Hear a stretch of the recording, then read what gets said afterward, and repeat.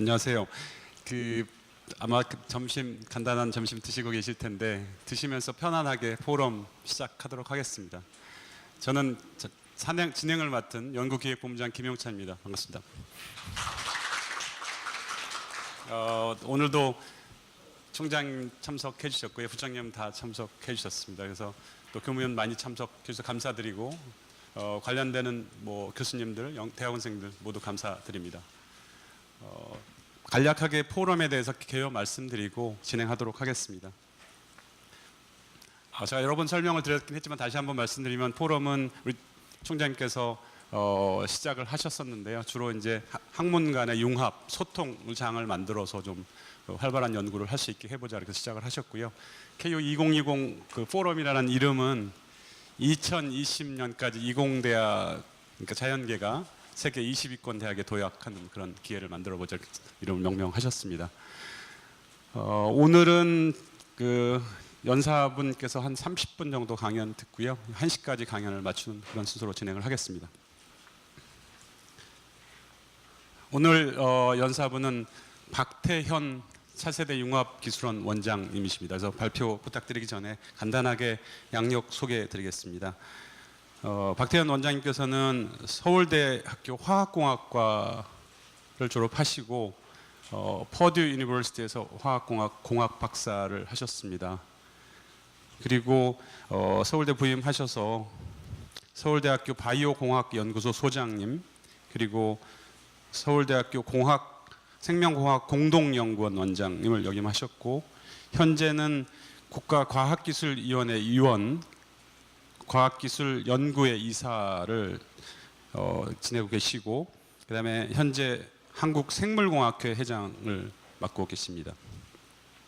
그리고 한국공학한림원 회원이시고, 에디터를 2개 저널을 하고 계신데, 바이오테크놀로지 저널하고 엔자임 앤 마이크로바이올 테크놀로지 저널 두 저널의 에디터를 하고 계십니다. 그다음에 상훈상을 보면 특히 2003년에 특허 기술상 대상을 받으신 게 제가 굉장히 눈에 띄고요.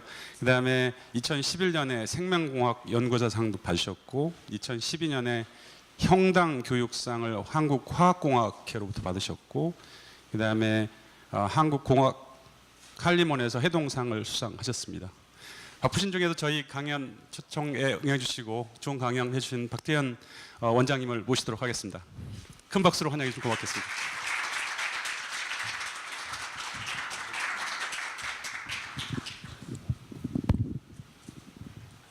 감사합니다. 소개 감사합니다. 그래서 오늘 제가 여기 이 섭외를 받고 어떤 내용을 말씀드릴까 해서 제 연구 분야를 애초에는 얘기해 달라고 그랬는데, 여기 계시는 분이 또 저희 차세대 융합기술연구원에 대해서도 좀 설명을 해주셨으면 좋겠다, 그런 의견이 있으셔갖고, 하여튼 저희 융기원 소개 좀 드리고, 그리고 융합연구 분야의 한 이그젬플로서 저희 실험실에서 하는 그런 연구에 대해서 소개를 드리도록 하겠습니다. 이 차세대 융합기술연구원이고요, 한국말로는. 그리고 영어로는 AICT, Advanced Institute of Convergence Technology, 그렇게 이름이 되어 있습니다. 위치는 광교 테크노밸리에 있고요. 광교 테크노밸리는 신갈 인터체인지에서 인천 쪽으로 저 강릉 쪽 반대쪽으로 가다 보면 동수원 톨게이트가 있고, 동수원 톨게이트에서 딱 보이는 테크노밸리입니다. 여기 신문당선도 이 앞에 들어올 정도로 상당히 번화하고, 여기 아파트 값이 거의 강남 수준까지 지금 올라갔다고 합니다. 여기 이제 광교 테크노밸리고요. 저희 융기원이 여기 위치하고 있고 6개 건물로 이루어져 있습니다. 그래서 A, B, C, D, E, F인데, A는 이게 이제 좀 ICT 컴플렉스, 주로 이제 드라이 실험실 위주로, B는 바이오 컴플렉스, 나노 컴플렉스, 여기는 주로 웻 실험실 위주로 돼 있고, D는 대학원이 쓰고 있습니다. 융합 과학기술 대학원이 쓰고 있고, E는 자동차 연구동이 있고, F는 기숙사가 있어서 대학원 학생들, 여기 직원들이 기거하는 기숙사가 되겠습니다. 그 다음에 조직을 보면은 이사회가 있고 이사회는 이사장이 서울대 총장이 당연직 이사장을 맡고 있고 여기 이사는 뭐 공대 학장, 경영대 학장, 자연대 학장 그리고 경기도 제가 말씀을 안 드렸는데 융합기술연구원은 서울대하고 경기도하고 협약에 의해서 만들어진 서울대가 출연한 법인입니다. 독립법인입니다. 그래서 운영비는 경기도로부터 운영비를 받고 연구비는 주로 이제 밖에서 국가 연구비를 따와 갖고 운영하는 그런 조직이 되겠습니다. 그래서 원장, 부원장 이건 서울대 교수가 파견을 나가고 이사회에서 결정을 하고요. 그다음에 본부는 3개 본부로 나눠져 있습니다. 융합연구본부하고 산하교육본부, 행정본부 3개 본부를 가지고 있고 융합연구본부 산하에 4개의 연구소가 있습니다. 나노융합, 바이오융합, 스마트 시스템, 보험한문 통합. 그리고 그 각 연구소 밑에 이제 센터로 이루어져 있습니다. 그래서 이 비전은 처음에 애초에 이제 윤기원이 만들었을 때 비전은 미래 가치 창출형 국가 경쟁력을 갖는 연구기관. 그래서 이 비전에 대해서 지금은 말이 많습니다. 사실 저희가 운영비를 경기도로 받기 때문에 경기도 도의회의 행정사무감사를 받는데 그 도의원들은 이게 뭐 지방자치단체가 왜 이런 거를 하냐, 이거는 중앙정부가 해야 될 일 아니냐, 이런 뭐 약간의 그런 의견들도 있는데 하여튼 비전이 이렇습니다. 국가 경제 발전이 결국은 이 경기도 지방 자치 단체의 발전하고 일맥상통한다고 저희는 보고요.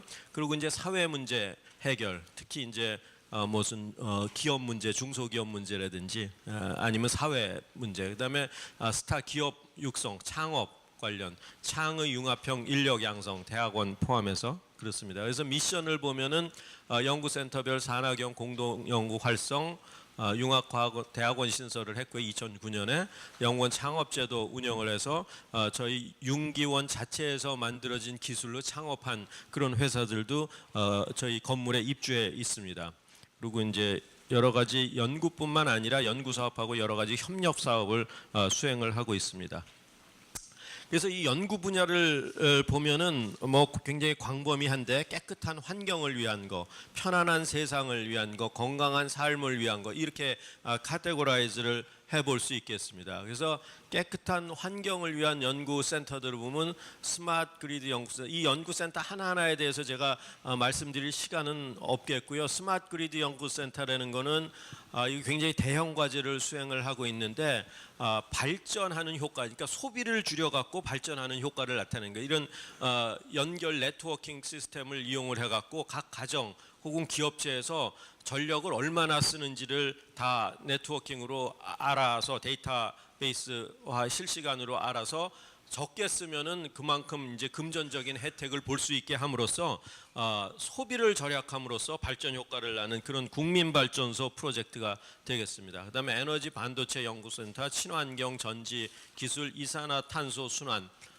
지능형 자동차 플랫폼 연구센터. 이 지능형 자동차 플랫폼은 자율주행 자동차로 대표되는데 꼭 자율주행 자동차뿐만 아니라 현재 지금 경기도에서 굉장히 야심차게 수행하고 있는 게 제2판교 건설입니다. 지금 제1판교는 분당 그 옆에 굉장히 많이 떠갖고 이 한국의 실리콘밸리라고 할 만큼 뭐 지금 경제 가치 창출도 많이 하고 뭐 지금 창조 경제에 뭐 제일 가장 대표적인 성공 사례 뭐 이렇게도 홍보가 되고 있는데 지금 이제 새로 도지사가 오셨기 때문에 이 새로운 도지사는 새로운 일을 하는데 관심이 있으시길, 우리 총장님도 이제 맡으셔갖고 뭔가 새로운 일을 하시려고 꿈이 많으실 텐데, 그래서 제2판교, 1판교보다는 2판교가 관심이 있는데 2판교는 바로 북쪽에 있는데 거기를 스마트 시티, 이 세상에 없는 스마트 시티로 만들고자 하고 그걸 이제 자율주행 자동차의 오픈 플랫폼으로 만들어서 테스트베드 역할을 하려고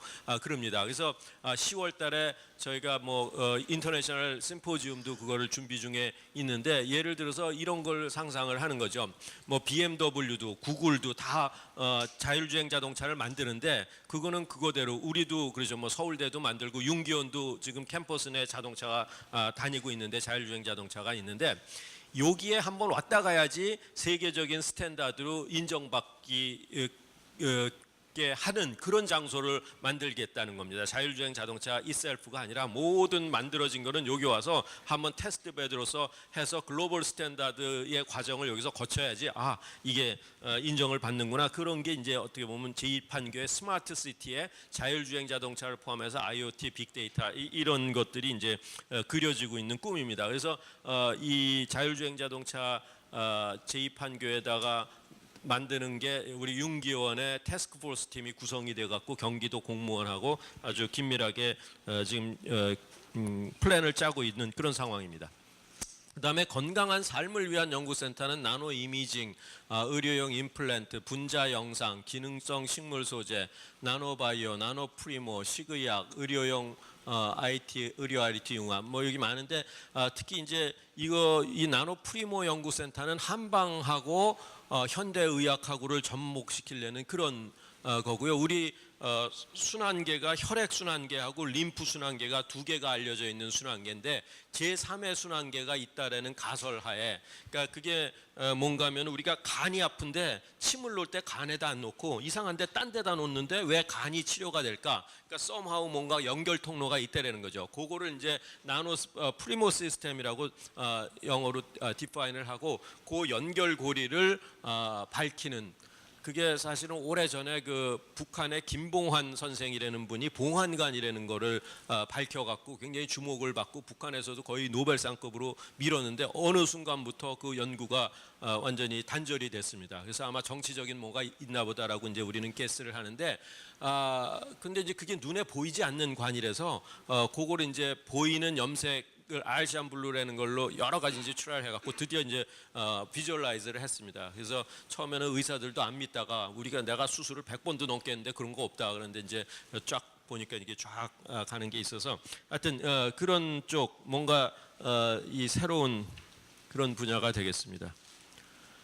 그다음에 이제 편안한 삶을 한 건 로봇 융합, 디지털 휴먼, 인터랙티브 미디어 아트, 게임 융합, 국민 안전 융합, 인문과 과학기술, 예술과 과학과 링크 데이터, 공공 데이터 뭐 이런 것들이 뭐 광범위하게 연구가 되고 있습니다. 그래서 윤기원 내에는 융대원에 속해 있는 대학원 교수들도 있고 관악에 있는 교수들이 랩을 여기 와서 센터를 차려갖고 연구를 할 수도 있고 연건에 있는 그 의대 교수들, 분당 병원에 있는 교수들도 여기서 그러니까 좀 대형 연구비가 있으면은 여기 와갖고 같이 이제 연구를 하는 그런 구조가 되겠습니다. 물론 윤기원 내에서 자체 월급을 주고 고용한 전문 인력도 포함되어 있습니다. 이게 이제 연구 쪽인 거고요. 그다음에 이제 저희 교육 사업을 하고 있는데 이 컨택 아카데미라는 게 컨버전스 테크놀로지의 약자이기도 하고 이 컨택한다는 아카데미하고 기업체가 컨택한다는 그런 의미로 이제 이름을 지었는데 SNU하고 G는 경기도입니다. 여기는 아까는 광교였는데 여기는 판교입니다. 판교 이 건물이 그 대통령이 와서 테이프를 아마 1호로 끊었던 그 창조경제혁신센터 경기도의 창조경제혁신센터인데 지금 요거 간판 이름이 창조경제혁신센터로 바뀌었습니다. 대통령 오시기 전 사진이고요. 오시고 난 다음 날부터 여기 창조경제혁신센터로 이름이 바뀌었고요. 저희는 컨택 아카데미 여기 3층에서 하고요. 이건 완전 기업 맞춤형 교육입니다. 근데 학교에서도 뭐 기업 맞춤형 학과 이런 게 있지만 저도 학교에 있지만 이게 굉장히 한계가 있습니다. 교수님 풀도 한정돼 있고 커리큘럼도 꽉 차 있고 그런데 이제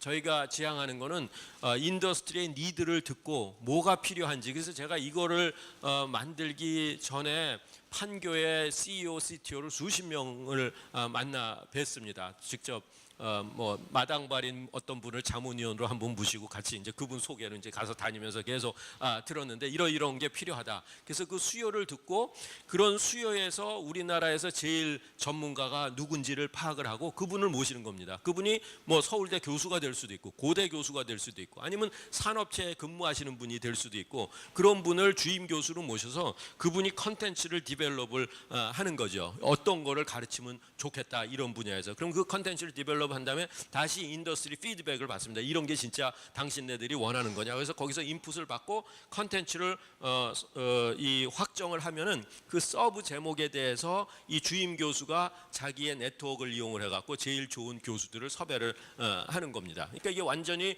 오픈되는 거죠. 그러니까 이런 커리큘럼 하나에서는 우리나라 국내에서는 최고의 강사진을 만드는 게 이제 주임 교수의 책임이 되겠습니다. 주임 교수 수당도 물론 드리죠. 그래서 이제 오픈을 하면은 여러 기업들이 같이 와서 들을 수도 있고, 어떤 한 기업이 완전히 자기네는 우리 사내 교육을 좀 대신 맡아주세요, 이런 것들도 있습니다. 예를 들어서 가장 대표적인 게 만도라는 회사인데, 이 만도라는 회사는 자동차 부품 회사입니다. 근데 자동차가 더 이상 미케니컬 엔지니어링이 아니지 않습니까? 우리 여기 기계과 교수님 계시지만, 근데 지금 현재 거기 직원들은 전부 다 대부분이 미케니컬 엔지니어란 말이죠. 지금 이제 자동차가 배터리도 가고 퓨얼셀도 가고 이 자율주행 통신도 가고 플라스틱 머티리얼도 가고, 그러니까 미케니컬 엔지니어링이 아닌 부분이 엄청나게 많은 부분을 차지하니까 이 사람들을 재교육을 다 내보내고 새로 뽑을 수도 없는 노릇이고, 뽑을래봤자 그런 사람들도 있지도 않잖아요. 그러니까 끊임없는 재교육을 필요로 하는데,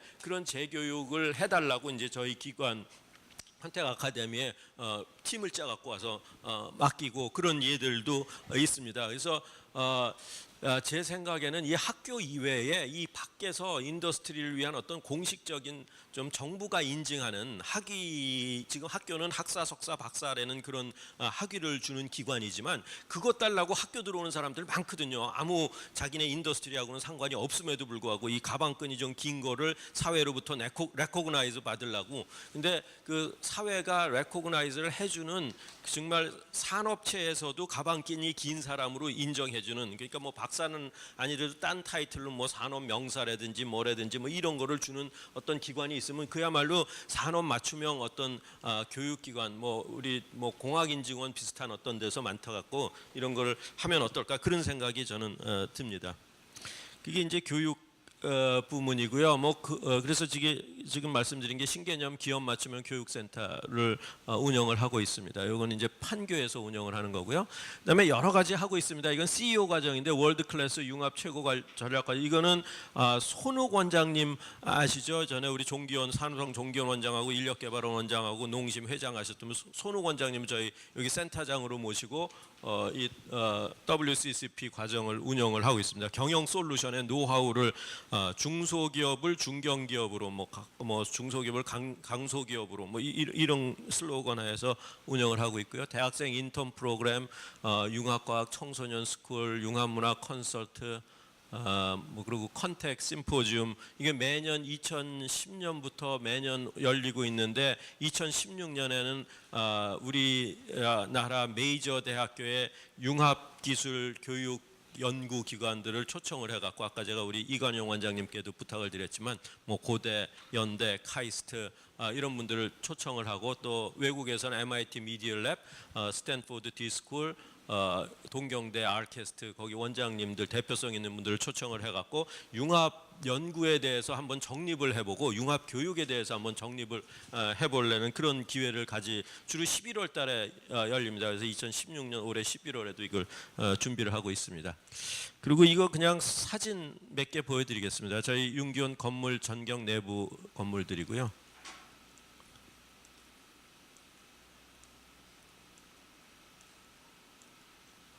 여기 뭐 도서관, 카페테리아, 로비, 강의실. 여기 카페테리아네요. 여기는 저기 정찬실이라고 좀 높으신 분들, 외부 손님들 오시면 식사하는데, 이건 짐이고요.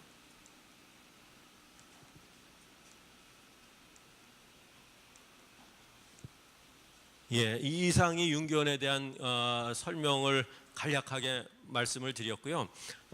제 연구 분야에 대해서 조금 말씀을 드리겠습니다. 그러니까 여기에 제가 생각하기에는 이게 바이오테크놀로지하고 나노테크놀로지의 어떤 융합 연구라고 생각을 합니다. 그래서 인간의 오감과 바이오 전자코, 바이오 전자혀 이런 주제로 말씀을 드리도록 하겠습니다. 이 나노 바이오테크놀로지라는 분야가 이제 요새 새로 생겼는데, 바이오테크놀로지하고 나노가 연결이 되는 거죠. 나노라는 건 여러분들 아시다시피 이제 10의 마이너스 9승이 되겠습니다. 1m에 10의 마이너스 9승이 되는 그런 스케일이 되는데 우리 길이의 세계를 보면은 우리 키가 한 1m에서 2m 사이에 모든 사람이 있죠. 그거의 1000분의 1이 밀리미터고 그거의 1000분의 1이 마이크로미터고 그거의 1000분의 1이 이제 나노미터인데 이 마이크로 세계 주로 이제 나노 스케일이라 그러면 1나노에서부터 100나노 사이에를 나노 스케일이라고 그럽니다. 근데 이 바이오의 세계는 이 살아있는 생명체의 기본 단위는 세포가 되겠습니다. 세포부터가 살아있는 생명체고 그 속에 들어있는 DNA나 단백질 이런 건 이제 생명체가 아니죠. 생명체의 기본 단위가 세포인데 세포는 요 마이크로 세계에 들어있습니다. 1마이크로에서부터 한 100마이크로 정도, 박테리아가 1, 2마이크로 정도 되고 사람 세포가 몇십 마이크로 정도 됩니다. 근데 그거보다 작은 이제 나노의 세계가 열린 게 나노 테크놀로지죠. 그러니까 1나노에서부터 한 100나노 정도. 근데 이 나노 테크놀로지를 처음에는 발달되면서 무지무지 작은 거 사람들이 못 만들었던 거 만들면 어우 잘하셨습니다. 어떻게 그런 걸 만들었어요? 그리고 이제 박수치고 그랬는데 좀 지나니까 이제 굉장히 나노 사이즈의 이런 그 파티클도 만들고 튜브도 만들고 그랬는데 자, 근데 그렇게 만드셨는데 어디다 쓰실 겁니까? 그러면 그래요. 그건 생각 안 해봤는데 그냥 작은 것만 만들려고 했는데요. 이제 그 다음에 이제 애플리케이션을 찾아야 되는데 그게 용이하지 않은 거죠. 그래서 이제 지금은 보니까 바이오하고 접목되는 그런 예들이 속속 나타나는데 이게 바이오하고 궁합이 맞는 게 바이오는 마이크로의 세계인데 이런 나노 테크놀로지가 개발되기 전에는 이 마이크로의 이 세포라는 게 속에 또 다른 우주인데 그걸로 들어갈 수 있는 어떤 디바이스가 없는 거죠. 툴이 없는 거죠. 디바이스나 머티리얼이 없어서 주변에서만 뭔가 할 수 있었는데 나노라는 기술이 만들어지니까 드디어 이 세포의 세계 속으로 들어갈 수 있는 이 새로운 우주가 확 열리는 거죠. 그러니까 이 생명체의 기본 단위는 세포 속에서 뭔가를 들어가 갖고 할 수 있는 그 속의 머티리얼하고 인터랙션 할 수 있는 그런 테크놀로지가 개발이 돼서 나노 테크놀로지는 자연스럽게 바이오하고에서의 많은 애플리케이션을 찾을 거가 상당히 자연스러운 그런 결과라고 저는 생각을 합니다.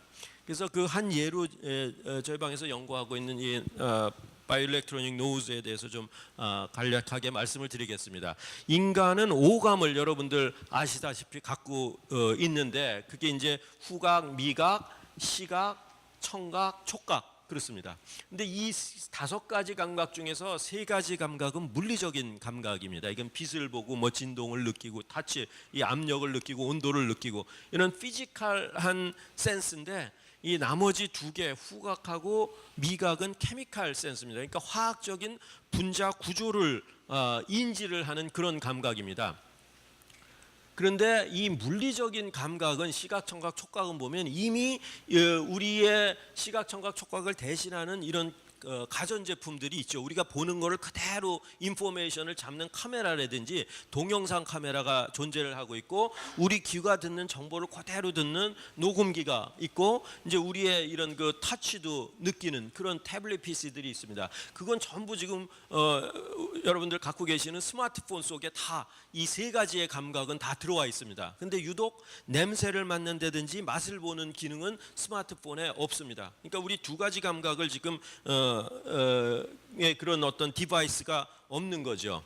그러니까 이런 뭐 시청각 교육이라고 그러는 것들은 이제 오래전부터 우리가 가전제품화해서 쓰고 있죠. 눈으로 보고 귀로 듣고 느끼고 만지고 그런데 이제 냄새하고 맛은 그렇지 못하다라는 거죠. 이게 BBC에서 만든 동영상인데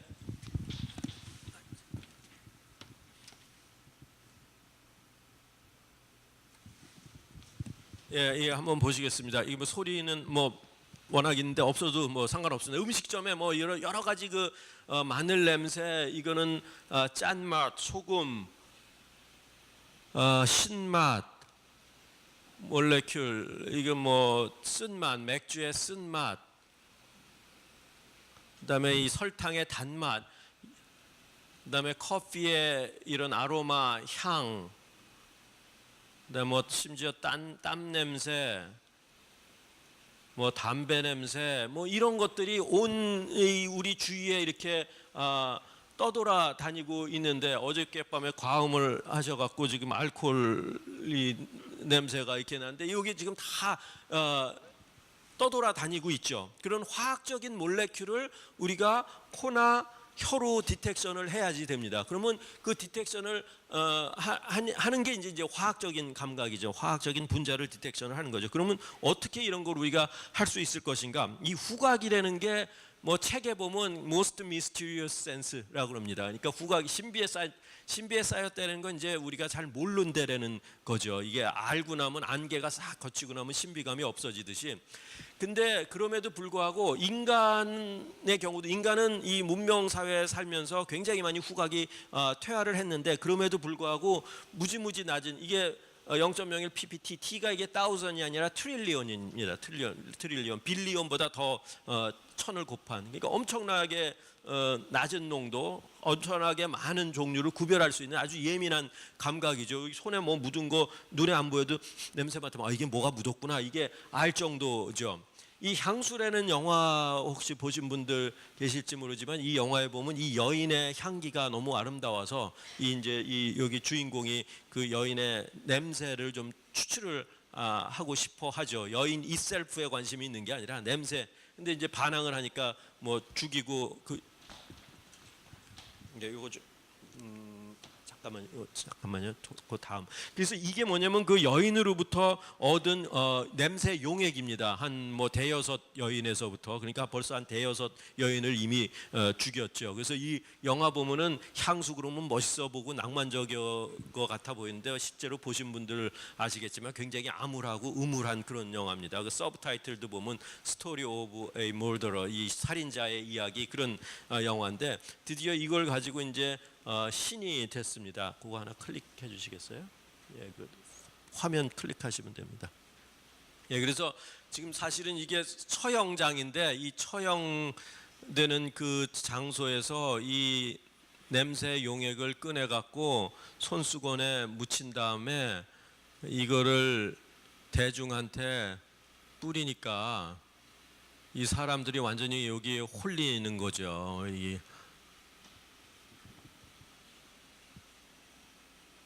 그래서 하여튼 뭐 정신을 잃고 점점 기분이 황홀해져 갖고 옷을 하나 둘씩 벗기 시작하고 이거 보신 분들 아시지만 여기까지 분이 제가 못 보여드리는 게 좀 있으면 다 버리고 벗고 이 수백 명이 전나로 연기를 하는 영화는 전 처음 봤습니다. 관심 있으면 한번 빌려 보십시오. 그래서 하여튼 굉장히 미스티리어스한 그런 감각입니다. 예. 근데 2004년에 이거에 대해서 이제 후각 메커니즘을 규명한 공로로 두 분의 과학자가 노벨상을 받습니다. 리차드 엑셀하고 린다 버기라는 분이 받고 이분들이 이제 주로 1990년대에 이 연구를 했고 그래서 냄새를 어떻게 맡는구나를 이해를 하게 됩니다. 이 여자가 지금 커피를 음미하고 있는데 그럼 어떻게 느낄 것인가? 이 여인이 맡는 커피 향은 이 코 속으로 들어가 갖고 여기가 이제 일반적인 냄새를 인식하는 부위고 여기는 섹슈얼 인포메이션을 왠지 이성에 끌리는 그런 부위로 알려져 있는데 여기에 대한 연구는 그렇게 많지가 않습니다. 우리 이제 관심 있는 게 주로 이 부분이고 여기를 좀 더 자세히 바라다 보면은 요 후각구라고 요게 도톰한 부분이 이미 뇌에 속해 있는 부분이고 여기 밑에는 후각 상피 조직이 있습니다. 거기를 조금 더 자세히 보면은 뼈가 있고 여기 아까 후각구라는 게가 있고 여기 뇌입니다. 여기 후각 상피 조직이 있고 이 신경세포고 후각 신경세포고 말단에 보면은 후각 수용체가 있고 우리 코 속으로 들어온 냄새는 이 후각 수용체하고 결합을 합니다. 그러니까 이게 화학적인 분자죠. 이거하고 결합을 하면 여기서 전기 신호로 바뀌어서 그 전기 신호가 이제 신경세포를 타고 뇌로 전달돼 갖고 우리가 인식을 합니다. 야, 그러면 이게 장미향인지 라일락 향인지 어떻게 아냐면 저런 그 후각 수용체가 한 400여 개가 우리 코 속에 존재합니다. 그래서 리셉터 수용체 넘버 1, 2, 3, 4 해서 한 400여 종이 이렇게 있는데 장미향이 딱 들어왔을 때 반응하는 수용체 손 드세요. 그러면 여기 저기 이렇게 손을 들지요. 이 패턴이 바로 이제 뇌가 인지하는 겁니다. 그래서 이런 패턴을 컴비네토리얼 패턴을 뇌가 인지함으로써 이게 장미 냄새. 그다음에 라일락 향이 들어오면 또 다른 컴비네토리얼 패턴을 인지하는 거죠. 그러면 이게 라일락 냄새. 이렇게 냄새를 인지하는구나라는 걸 이제 우리가 언더스탠드를 했습니다. 그래서 이 부분을 또 좀 더 자세히 보면은 냄새가 결합을 해갖고 세포에서 신호 전달이 일어나고 이온 채널이 열려서 이제 저기 플러스 이온이 쑥 들어오는 게 이제 전기 신호가 발생을 하는, 그래서 이제 뇌로 전달되는 과정입니다. 그러니까 이 냄새 맡는 중에서 제일 먼저 일어나는 이벤트는 전 냄새 분자하고 이 리셉터니까, 이 리셉터, 사람의 리셉터를 만들어 갖고 우리가 활용을 하면은 사람이 냄새 맡는 거하고 똑같이 할 수 있겠다, 그런 생각을 갖는 거죠. 그래서 후각 리셉터 정보를 갖고 있는 DNA를 운반체에다가 실어 갖고, 이게 꼭 USB 같은 겁니다. 우리 파일 옮길 때 운반체, USB라는 운반체에다 옮겨서 다른 컴퓨터로 옮기듯이 사람이라는 컴퓨터에 들어있는 정보를 이 USB 같은 운반체에다가 실어서 이쪽으로 옮기면 이 세포라는 컴퓨터에서 이 정보를 가지고 사람 코에서 만든 거하고 똑같은 후각 수용체를 세포 표면에 만들게 됩니다. 그러면 이거를 이용하면 좋겠다, 그런 생각을 하게 되죠. 그래서 지금 이 학생이 냄새를 맡고 있는데 냄새가 이제 코 속으로 들어가서 후각 수용체하고 결합을 하게 되는데, 그럼 그 후각 수용체를 만드는 정보를 갖고 있는 DNA, 요 빨간색 정보가 이제 후각 수용체 만드는 DNA 정보인데, 그걸 운반체에다가 실어서 이 운반체를 세포 속으로 도입하면 저 빨간 정보에 의해서 빨간 수용체가 생기죠. 이건 이온 채널들이고 이제 이미 세포 속에 있는 거고, 그럼 세포 내에서 나노 사이즈 베시클로 한 200나노 정도 되는 나노 사이즈 베시클로 뜯어서 이걸 나노 튜브 위에다가 올려놓습니다. 이 양쪽은 전극이고 여기 전류가 이렇게 흐르고 있고 여기 이제 후각 리셉터가 있고, 이 냄새 분자가 이 수용체하고 결합을 하면 신호 전달이 일어나 갖고 이온 채널이 열리고, 이 플러스 이온들이 요 용액 속에 들어있는 플러스 이온들이 이 베시클 속으로 들어오면 이 전류에 영향을 줘서 이 전류의 흐름이 이렇게 변화하는 것을 감지함으로써 여기 냄새가 있구나, 냄새를 디텍션을 하는 그런 원리가 이제 됐습니다. 그건 아이고.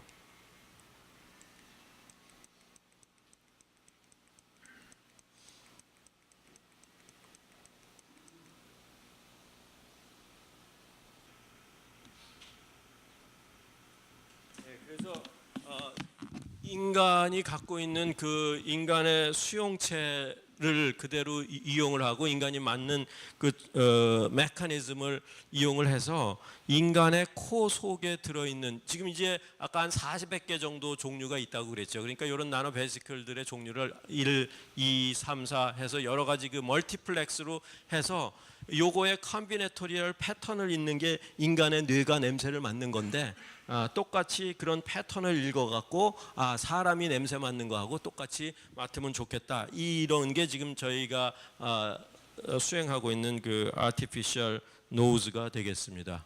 그래서 이런 거 사회적인 의미는 냄새를 표준화하고 시각화, 코드화, 분류해서 이제 전 세계적으로 유니버설 코드로 만들어서 사용할 수 있겠다, 그런 거고요. 또 단백질만 이용할 수도 있고요. 리셉터만 이 나노 튜브에 결합을 할 수도 있겠고, 이거 여러 가지 이제 외국 언론에 소개된 그런 사례들이 되겠습니다. 혀도 마찬가지고요. 여기 이제 리셉터가 혀에 있어서 여러 가지 냄새를 맡는데, 그것도 이 수용체를 나노 튜브랑 결합을 해갖고 일렉트로닉 텅도 만들 수 있겠다, 그런 겁니다. 이것도 미국 화학회에서 소개를 하고 있는 그런 내용이 되겠습니다. 단맛도 이게 단맛 리셉터인데, 여러분들 단맛이 이런 슈가, 포도당, 슈크로즈, 이 설탕 이런 것도 달지만 아스팔탐도 달고 사카린도 달고, 그런데 이게 화학적으로는 완전히 다른 몰레큘이거든요. 그런데도 불구하고 그 크기도 다르고 구조도 다른데 왜 단맛이 나냐? 그 이유는 딱 여기랑 결합을 하기 때문에 시그널이 이제 뇌로 가서 달게 느껴지는 거거든요. 그러니까 우리 혀가 갖고 있는 단맛은 딱 이 구조 하나뿐이 없습니다. 근데 이게 헤테로다이멀에서 두 개가 한 조를 이루어서 이 두 개를 만들어야지 되는데, 이제 저희 실험실에서 그거를 만들었습니다. 세포 표면에다가 DNA 정보를 넣어서 파란 걸 먼저 만들고, 그 다음에 빨간 정보를 넣어서 빨간 걸 만들고, 그래서 두 개를 한 조로 만든 다음에 이 세포 표면에서 나노 사이즈로 띄어서 요거를 이제 나노 튜브 위에다가 올려놔서 이제 단맛을 인간의 혀하고 똑같이 느끼는 전자 혀를 만든 거죠. 그래서 이 저널에 소개가 되고요.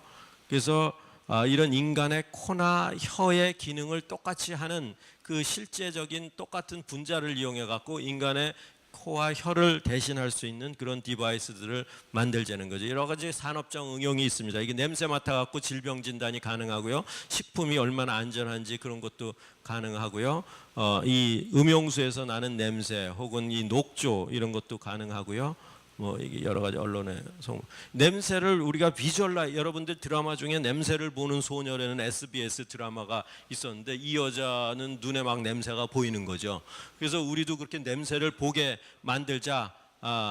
그런 게 가능하게 되겠습니다. 이런 걸 쓰면. 그래서 이 리셉터가 수용체가 발현되는 세포들을 이렇게 어레이 타입으로 놓고 냄새를 딱 났을 때 반응하는 세포들만 이런 그 플로레센스 형광 시그널이 나오면 이 패턴, 이 컴비네터리 패턴이 이 냄새의 코드구나. 그래서 이걸 QR 코드 같이 이런 이미지를 가지면 이게 냄새구나라는 거를 우리가 시각화를 할 수 있겠다라는 거죠.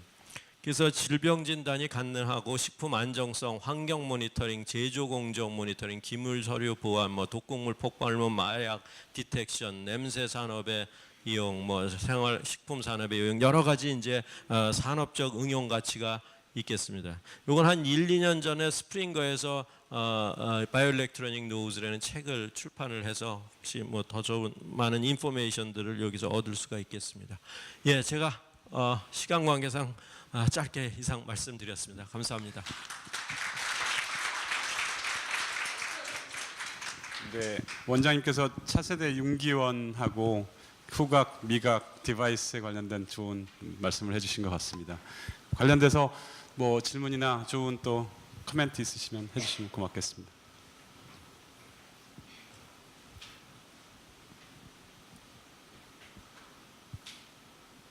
네, 좀 마이크 있어.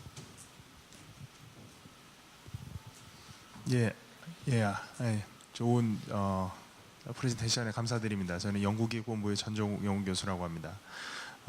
근데 지금 보시면은 각각의 어떤 특정한 리셉터를 이제 개발을 하시고 그다음에 이제 그거에 대한 이제 그 다음에 리액팅 되는 거 부분에 대해서 이온을 받아들이고 또 거기에 대한 전류의 변화로 반응을 한다고 하셨는데 그게 이제 좀 더 나중에는 확장이 돼서 이제 어차피 이게 마치 DNA의 순서에 따라서 달라지듯이 패턴으로 인식이 된다고 말씀하셨지 않습니까? 그러면 지금 패턴 분석까지는 어느 정도까지 패턴으로 지금 인식을 하시는 건지 아니면 단적으로 인식을 되고?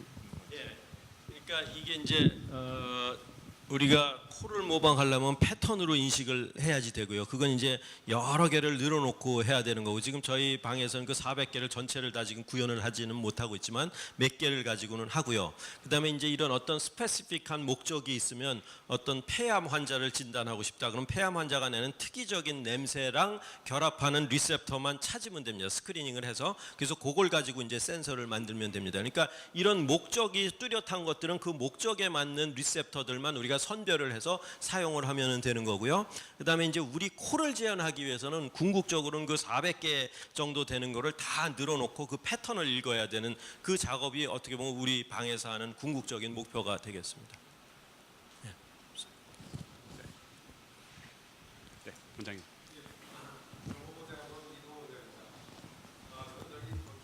보안이라는 게 나와서 예. 거기에 보안이 어떻게 사용될 수 있는지 이게 예. 이거는 어떤 벤처 하시는 분이 저를 찾아갖고 굉장히 아주 끈질기게 졸른 그 아이템 중에 하나인데 이것만 하면 떼돈 버니까 교수님 이거 하자고 왔는데 이게 뭐냐면요. 이게 보통 이런 사이버 보안들은 많은 장치가 돼 있는데 어떤 업체에서 무슨 이런 기밀 서류 같은 거를 그 내부 직원이 여기다가 넣고 갔을 때 이게 안 된다라는 거예요. 그러니까 이런 서류들을 갖고 갔을 때 디텍션 할 수 있는 방법을 하면 좋은데 이 종이가 너무 얇기 때문에 거기에 센서를 넣기가 굉장히 힘든다는 거죠.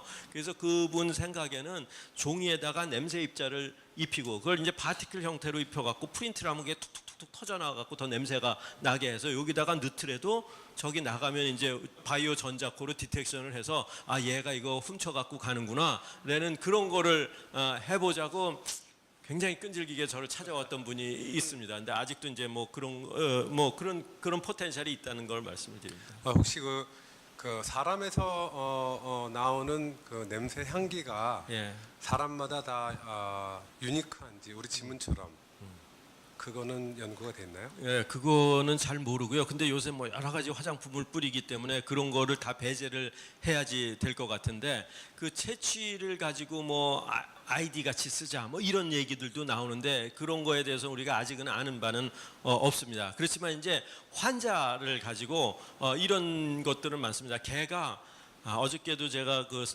저기 모 대학병원에 교수님들 몇 분하고 그 얘기를 했는데 이 방광암 환자를 거의 99%를 진단을 하는 거예요. 냄새를 맡아갖고 당신은 이쪽, 당신은 이쪽. 그럼 걔가 하는 거예요. 걔가 소변 냄새를 맡아서 그러니까 그거는 뭐냐면 왠지 환자고 왠지 이거죠. 걔가 마약을 맡듯이 이제 아마 훈련을 했을 것 같아요. 그 환자군의 냄새를 맡은 그거.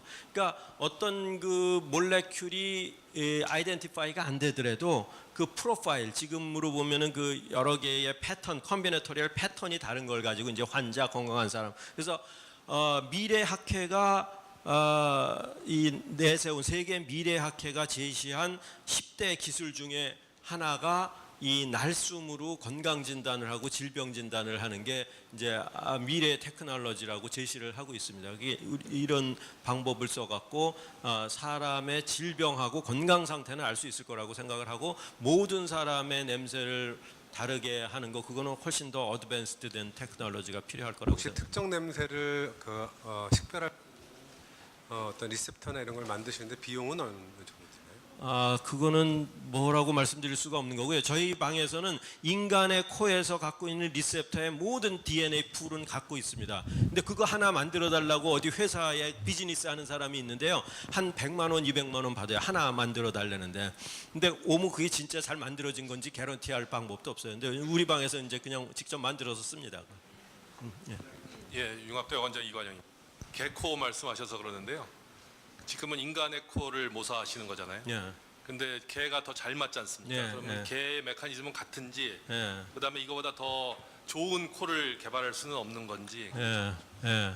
그래서 저런 질문은요, 제가 학회 어디 그 국제학회 가면 꼭 나오는 질문 중에 하나입니다. 왜 당신은 인간 코 갖고 하냐고, 개 코 갖고 개가 더 그래서 개 갖고도 제가 했습니다. 그래서 개 리셉터를 여기다 올려 갖고 이제 식품의 신선도를 하는데. 근데 이제 저는 가치를 개 코를 그러니까 어떤 센서 만드는 거는 이거에 가치가 있을지 모르는데 저는 1차적인 게 아까도 말씀드렸듯이 인간의 오감 중에 사람이 냄새 맡는 거랑 똑같은 정보를 만들어내는 게 더 거룩한 일이라고 저는 생각을 해요. 개가 냄새 맡는 거랑 똑같은 거 개는 맡든지 말든지 인간이 어떻게 맡는지 그게 더 중요한 일이라고 생각을 해서 저희는 인간에 이제 집중을 하고 있는데 하도 이제 그런 질문들을 많이 하길래 그럼 개 갖고도 한번 해보자. 그래 갖고 했더니 뭐 잘 나와요. 그래 갖고 이제 언론에 소개되기도 했습니다. 그래서 여기 보면은 이제 영국에서 로얄 소사이어티 오브 케미스트리에서 낸 기사의 제목을 보면 Sensor that smells like a dog. 개같이 냄새 맡는 센서 그래갖고 이제 저희 연구를 소개해주기도 했는데 개가 냄새를 사람보다 맡는 거는 확실하게 알려져 있는 거는 이게 그 리셉터의 종류가 많다기보다 숫자가 많습니다. 세포 숫자도 많고요.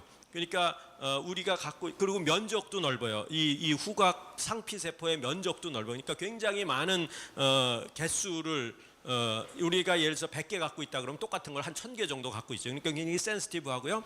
또 하나는 개의 코의 구조가 사람의 코와의 구조하고 다른 게 우리는 들이마셨다가 같은 통로로 내뿜잖아요. 그러니까 들락날락한데 얘네는 들이마셔 갖고 나가는 통로가 옆으로 나가서 항상 들이마시고 내뿜지를 않은 거예요. 그러니까 계속 새로운 정보들을 해서 그런 구조적인 문제, 그 리셉터나 세포의 절대적인 수의 문제 이런 것들은 우리가 확인을 하고 있고 그 이외 거에 대해서는 우리가 아직 잘은 모르는 그런 상황입니다. 그 센시티비티는 어떻게 될까요? 그 앰플리파이 같은 예, 그렇습니다. 그래서 그 센시티비티 문제는 이 밑에 있는 이 카본 나노 튜브나 고분자 컨덕팅 폴리머 나노 튜브. 그래서 그 센시티비티는 나노 테크놀로지가 담당하는 부분이고요. 이 바이오는 우리 코를 모사하는 부분입니다. 그래서 바이오하고 나노하고가 결합되어 있는데 이게 아주 센시티브합니다. 10의 마이너스 15승 한 femtomol 수준까지 디텍션해서요. 그 몰레큘 수를 찾아보면 아보가드로 넘버 곱해봐도 얼마 많지 않은 거를 디텍션하는 거니까 무지무지 극한까지 가 있는 그런 센시티비티로 우리 결과를 얻고 있습니다.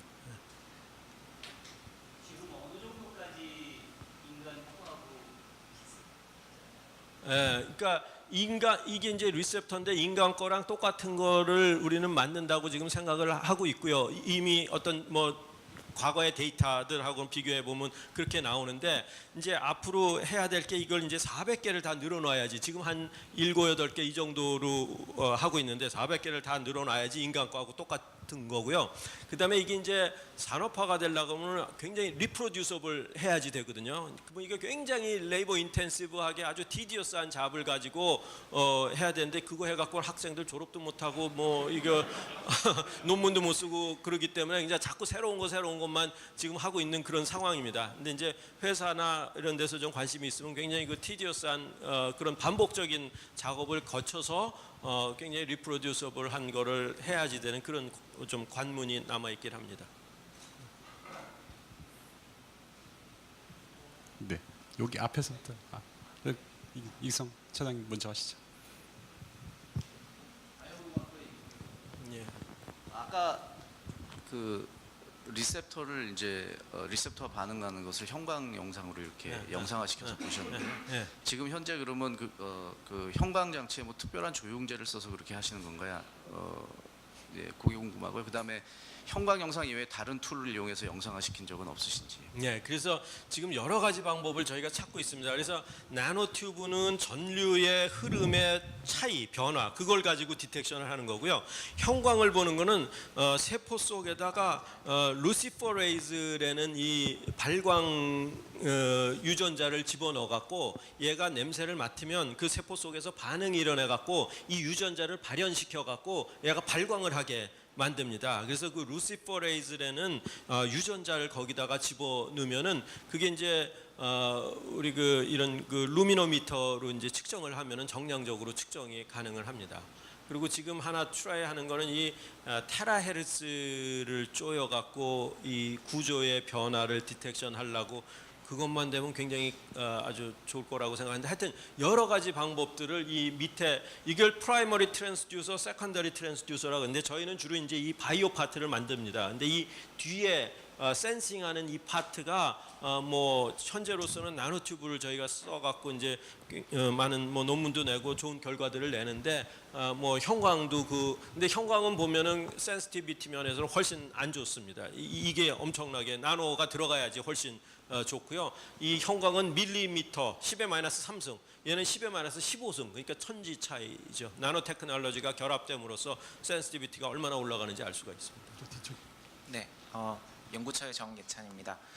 우리가 어떤 감각을 인식을 하는 데는 후각이라는 어떤 하나의 감각만 사용한다기보다는 미각이나 시각 같은 복합적인 그 감각을 같이 인식을 해서 이제 판단을 하게 되는데요. 예를 들면 뭐 매운맛이라던가 불맛이라던가, 그러니까 여러 가지 감각을 이렇게 컴플렉스해서 혹시 할 수도 있는지 궁금합니다. 예, 근데 이제 뭐 시각이나 뭐 그렇죠. 가면 보기 좋은 음식 맛도 좋다고 그런데 미각하고 후각은 사실은 이렇게 분리하기가 쉽지가 않은 게 우리가 플레이버라고 얘기하는 거가 이게 음식이 맛있다. 그게 맛이 정말 미각이 차지하는 부분은 20%도 안 됩니다. 후각이 80% 이상을 차지하거든요. 된장국 냄새, 그 국이 코 막고 이렇게 하면 음식 맛이 없잖아요.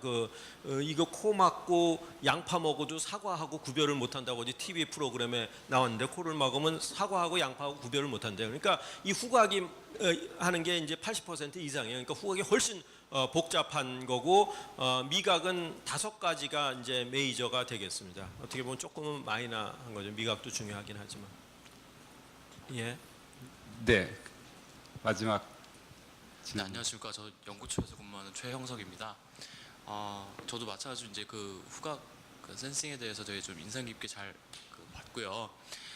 그런데 이제 제가 좀 궁금한 거는 지금 저런 상태 어떤 리셉터의 형태로 있다면은 특정 분자 구조만을 이제 디텍팅을 할 수 있다라고 저는 생각을 하는데 여러 가지 분자들이 그 구조가 같이 이렇게 동시에 그러니까 여러 가지 냄새가 섞여서 이렇게 될 때에는 단순히 저렇게 전기적인 신호만으로 그것을 무엇이 섞인 냄새다라는 거를 디텍팅을 할 수 있는 어떤 그런 기술적인 기술적 기반이 있는지 제가 좀 여쭤보고 싶습니다.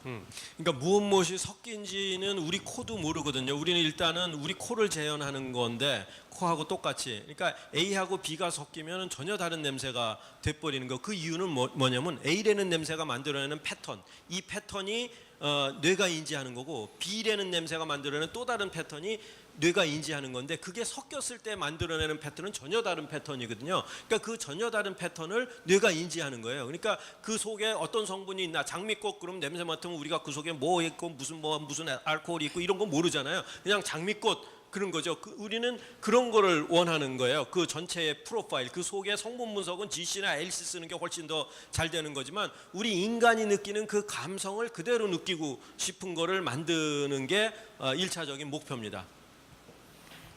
네, 그 포럼의 특성에 맞게 활발히 토론해 주셔서 감사드리는데 또 다른 일정이 있으셔서 사실 저희가 더 붙들고 토론했으면 좋겠는데 시간 제약이 있어서 아쉽지만 여기서 질문은 마치기로 하고요. 마지막으로 총장님 계속 한 번도 안 빠지고 포럼 참석 총장님 하셨었는데요.